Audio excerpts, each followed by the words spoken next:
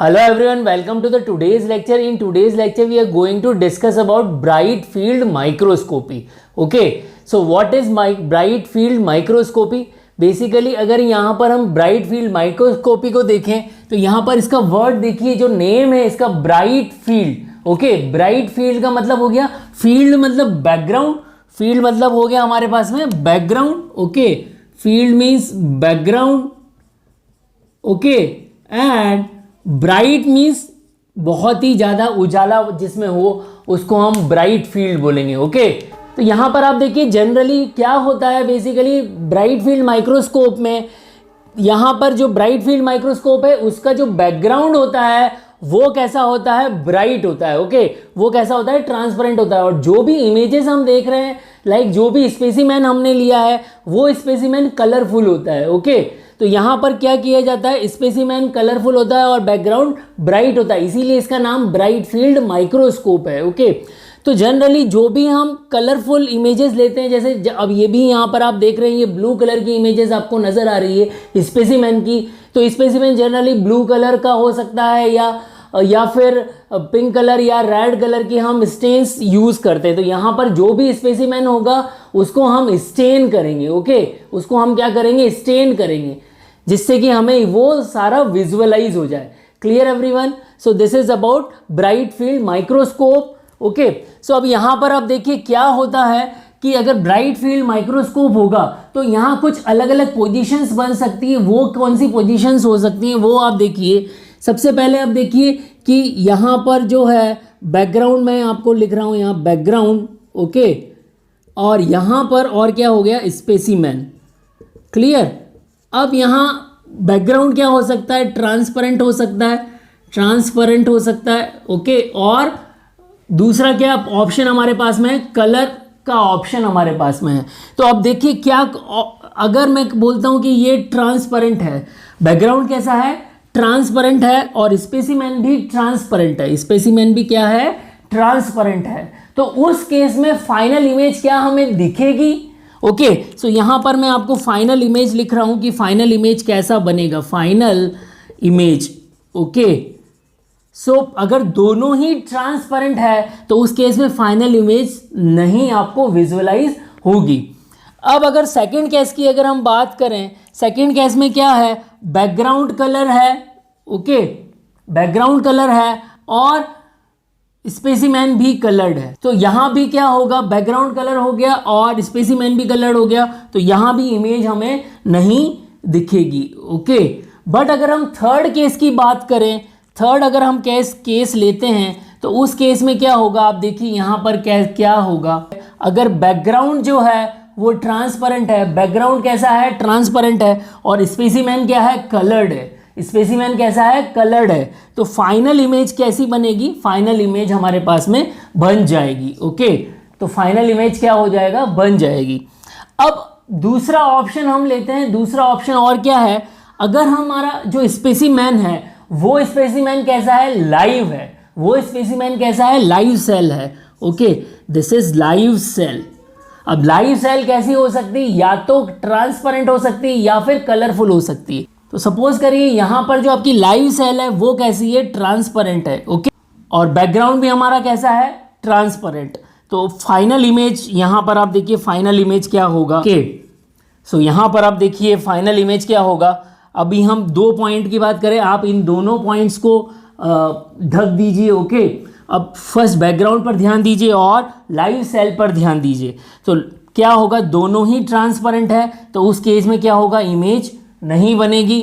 अगर दोनों ही कलरफुल है, ओके, दोनों ही कैसी हैं, कलरफुल हैं, तो इमेज नहीं बनेगी. ओके, बट यहाँ पर आप देखिए बैकग्राउंड कैसा है, ट्रांसपेरेंट है, और लाइव सेल कैसी है, कलरफुल है, तो उस केस में क्या होगा, इमेज हमारी बन जाएगी. उस केस में क्या होगा, इमेज हमारी बन जाएगी. ओके, लाइव सेल को जनरली जो, अगर लाइव सेल है हमारे पास में, okay, I am giving one case, live cell है और वो ट्रांसपेरेंट है. Okay, in that case live cell को हम जनरली स्टेन नहीं कर सकते.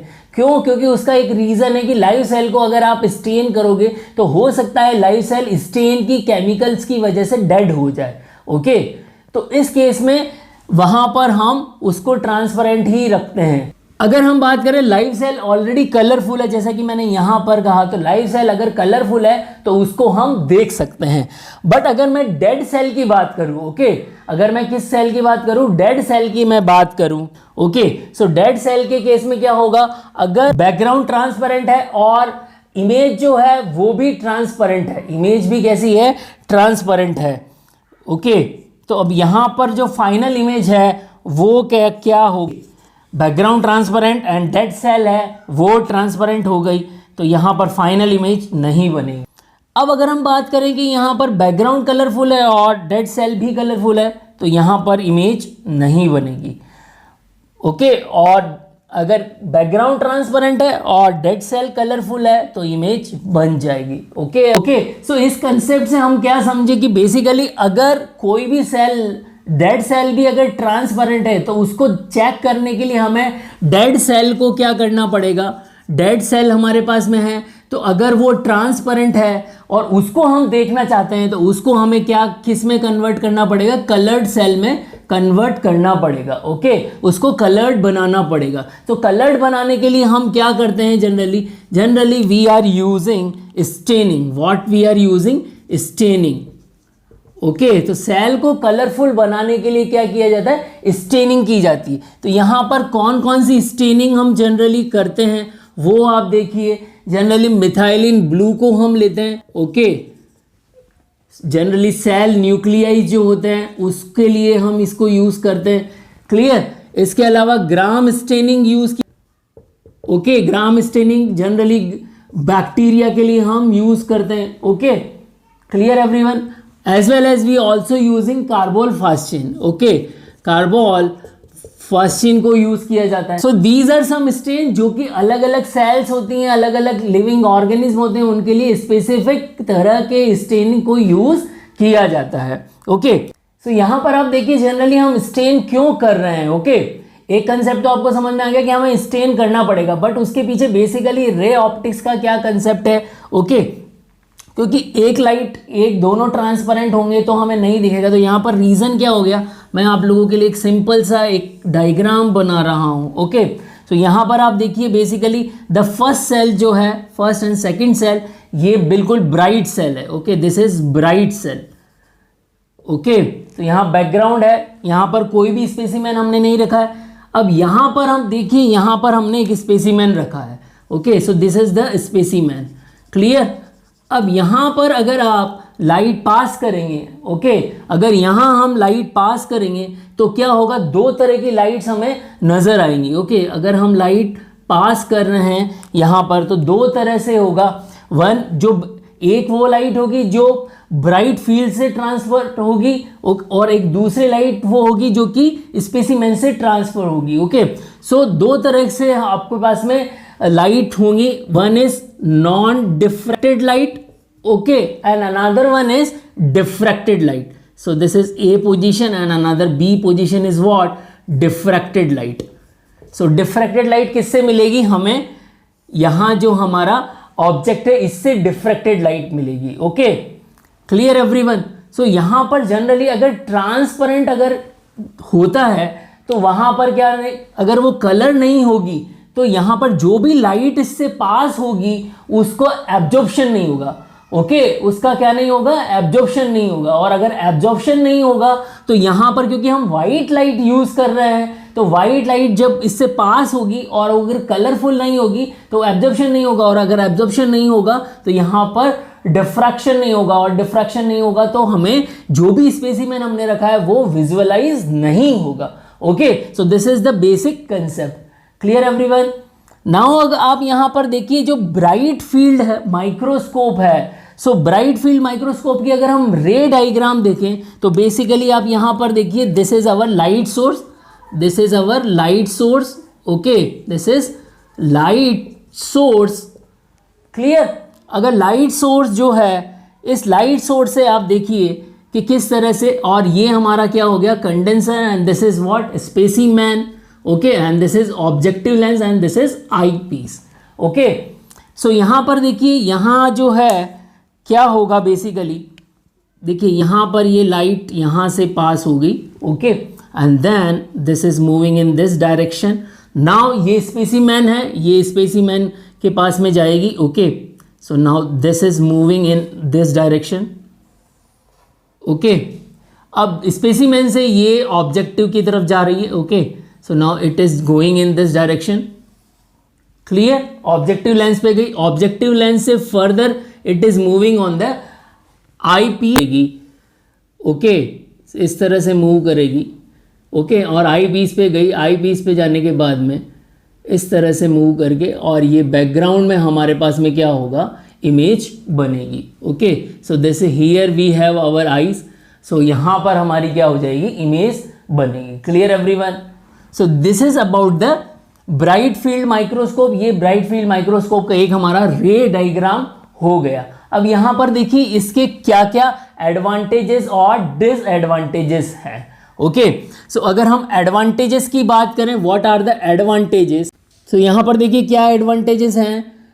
बेसिकली सिंपल यूज है इसका, simple to use. Okay, and second thing, जो ऑप्टिक लाइट सोर्स हम यूज कर रहे हैं, लाइट सोर्स जो भी यूज किया जाता है, okay, it is not changing the colour. जो ऑप्टिक्स के जो लाइट सोर्स ऑप्टिक्स के लिए जो यूज किया जाता है, वो स्पेसिमेन का कलर जो है वो चेंज नहीं करता. Okay, it is not changing the colour, not change the colour of specimen. जो भी लाइट सोर्स हम ले रहे हैं, बेसिकली यहाँ पर जो लाइट सोर्स लिया है और स्पेसिमेन को जिससे हमने कलर किया है, वो कलर उसका चेंज नहीं होगा. Okay, so these are the some advantages. और मोस्टली लेबोरेटरी पर्पज में हम इसको यूज करते हैं, लाइक कॉलेजेस में, यूनिवर्सिटीज़ में जो भी माइक्रोस्कोप आप यूज़ करते हैं, बेसिकली लाइट फील्ड माइक्रोस्कोप को ही हम क्या बोलते हैं, लाइट माइक्रोस्कोप बोलते हैं. तो वो हम generally more and more utilise और चीप होता है. ओके, मोर यूटिलाइज है और बेसिकली ये क्या है, चीप है. कॉस्ट इसकी जो है वो बहुत ही लो है और बहुत ज़्यादा स्किल रिक्वायर्ड इसमें नहीं है.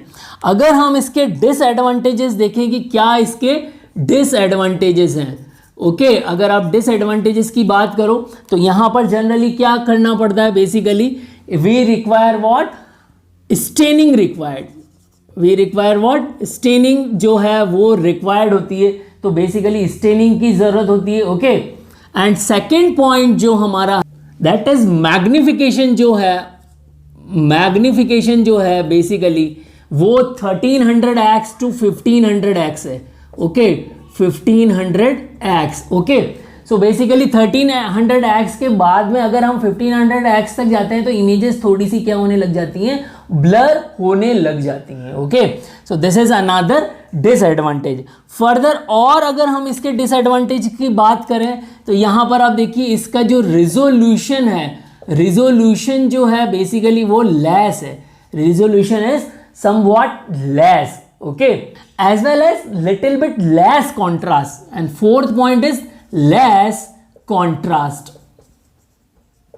Okay, so this is what the disadvantages of bright field microscope. Okay everyone, so after discussing advantage and disadvantage, there is one more point, that is about the what is the structure of light microscope, or we can say bright field microscope. Okay, तो जो मैंने first lecture आप लोगों को दिया था उसमें मैंने आप लोगों को सारे पार्ट्स बताए थे इसके, कि इसके पार्ट्स कौन कौन से हैं. ओके, सो वही पार्ट्स यहाँ पर हैं, सेम टू सेम पार्ट हम यहाँ पर यूज़ कर रहे हैं. Okay, so basically mechanical part जिसको कि मैंने आपको बीएससी से लर्न कराया था, base, stage and C shape arm. Okay, BSC हो गया. फिर मैग्निफिकेशन पार्ट्स हो गए. मैग्निफिकेशन पार्ट्स में कौन कौन सा हो गया, ऑब्जेक्टिव लेंस हो गया और आईपीस हो गया. And then illuminating parts. Okay, so illuminating parts को मैंने आपको लर्न कराया था LIC fine. Okay, so L for light source हो गया. तो यहाँ पर जो लाइट सोर्स हम यूज़ कर रहे हैं जनरली हैलोजन, कुछ लैंप वगैरह हम यूज़ करते हैं, आपने देखा होगा लैब में भी हम यूज़ करते हैं. अगर ब्राइट फील्ड माइक्रोस्कोप है तो उसमें कुछ माइक्रोस्कोप होते हैं जहाँ पर कि हम लाइट्स के थ्रू उसको यूज़ करते हैं, वहाँ पर बल्ब वगैरह होता है. ओके, सो लाइट सोर्स हो गया, देन कंडेंसर हो गया.